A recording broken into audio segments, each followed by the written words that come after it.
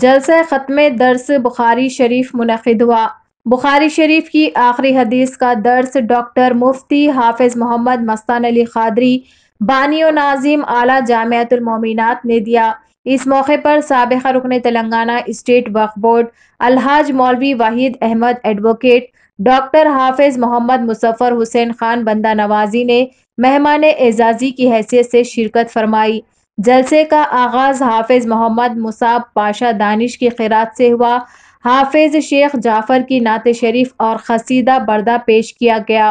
اس موقع پر محمد مستان علی قادری اور دیگر مہمانان کی گلپوشی اور شالپوشی بھی کی گئی۔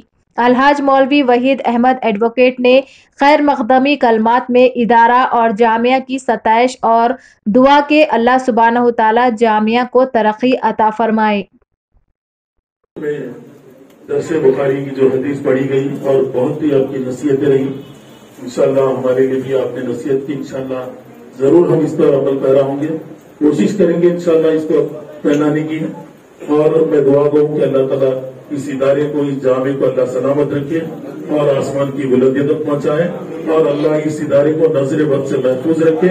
انشاءاللہ ہم سب اللہ تعالیٰ کے آگے دعا گو ہے، اللہ تعالیٰ اس ادارے کے تمام طلباء کو بھی اللہ صحت و سلامتی کے ساتھ اللہ تعالیٰ ترقی عطا فرمائے، اور تمام کا میں بہت ممنون مشکور ہوں جنہوں نے مجھ کو بھی مدعو کیا، انتظامیہ کا اور یہاں پر آنے والے تمام کا بھی میں خیر مقدم کرتا ہوں۔ جزاک اللہ خیر۔